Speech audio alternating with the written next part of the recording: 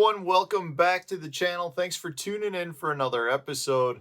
I am sitting here on a very rainy, cold November day. It's the third day in a row of rain, rain, rain.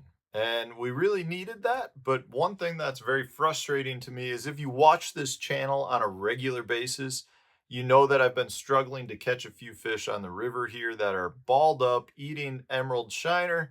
Well, I went out yesterday to try to catch them again for the fourth time. And I had all kinds of great ideas from you guys. I had like 10 different baits picked out. And unfortunately, all this rain has risen the river pretty substantially because we were very low to begin with. And to my surprise, or kind of to my surprise, those bait fish were completely gone. So the emerald shiner are no longer in that 100 to 200 yard stretch. And there was just nothing. There were no fish to be found anywhere in that area. So it happened pretty quick. They moved out of there with this rain, and I do not get to try to catch those fish and figure out how to catch them, which is very, very frustrating to me, unfortunately, and I will never know, not at this point. So that leads me to today's topic. One of the other videos that I've done recently was a video on what I consider to be one of the most well-kept secrets baits when it comes to fishing forward-facing sonar. And I know a lot of you, based on those comments, are not a fan of forward-facing sonar, your active target, your live scope, whatever it is that you may have. It has become a technique or a piece of electronic equipment that is very much taking over fishing. So I got a lot of comments on that topic, a lot that are very pro your active targets and other forward facing sonar. And I got a lot of comments where people were really upset that I was even talking about it and wanted to know my take on it, where I stand. So I'll give you my stance on it in a very quick manner, and then we'll get into today's topic. With respect to forward facing sonar, I use the Lowrance Active Target. I have it on my boat. I think it is probably one of the most influential pieces of equipment that we've seen come across in terms of bass fishing. And because of that, I think it gives the anglers an unfair advantage on the fish. It doesn't mean you're going to catch every fish that you see. It just means that you can watch what the fish are doing. You can scan around and see fish that you cannot see with your own eyes. But having said that, I will continue to use it as long as it's legal in my tournaments. I do not want to give away any advantages that I can to my competition. I already feel like, I'm at a lot of disadvantages in different areas with respect to the tournaments that I fish. The tournaments provide a livelihood for me that puts food on my table. And the last thing I want to do is go out and say, I'm not going to use this because I don't like it or I think it's immoral or whatever the stance is, and therefore potentially not be able to feed my family. So, having said that, if they were to ban it or they were to get rid of it, I would be fine with that. But at this point, it's a tool that I can use in my tournaments. So, I'm trying to get better at it. So, when the opportunity arises, it can help me in a tournament. So take that for what you want. Hopefully you don't dislike me because I use it. Hopefully you understand that at this point it's a tool. And in terms of competitive bass fishing, there are some places we go that if you do not use it, you will be at a complete disadvantage. And I do not want to give my competition more of an advantage than they already have. So having said that, that is what today's topic is regarding. I'm going to talk about what I consider to be the 5 best baits for forward-facing sonar. Not all baits work great. Not all baits show up well. Not all baits allow you the opportunity to use them and react to what the fish are telling you. So, what I mean by that is you may want to throw a giant spoon. A giant spoon is a bait that will allow you to see your bait really, really well.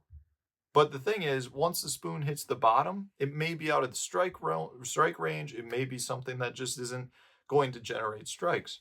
So, to me, the best baits are ones that show up well and they allow you to continue to present them in the strike zone while the fish are showing interest or non-interest, it allows you to be able to kind of coerce the fish into biting if you can. So not all baits are great for it. You know, obviously you can throw top water, and in some instances you might be able to see the top water. In other instances you might not be able to. You know, in some cases I think baits are fished too quickly. So say you're throwing a spinner bait or a deep diving crankbait. Yes, you can see them, but you may not be able to stop them and keep them in the strike zone for as long as it takes to generate those strikes. So I've got 5 baits here. I don't know that any of them are really unusual or crazy, but they are ones that I have found to work really well as a bait when I'm using the tool of forward-facing sonar. So the first one, you know, recently I did a video that started kind of a lot of this discussion on my page, had to do with a Rapala Countdown Minnow. Obviously, in my opinion, a jerkbait is your best bet. So whether it's a countdown or it's something like this Berkeley Stunna, maybe you're a mega bass, whatever jerkbait it is that you like to throw.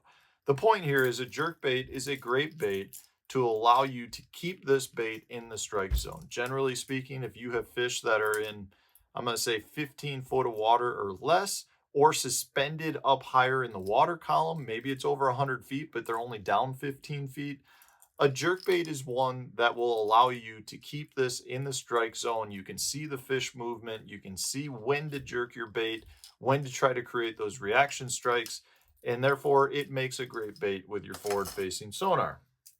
The next bait is one that, again, I think is not anything crazy, and it's a drop shot. You know, a drop shot, the great thing about a drop shot is you've got your weight and then your bait suspended above it. So it shows up really good on the screen because you see both the weight and your drop shot. So it's very easy to decipher your bait on your electronics.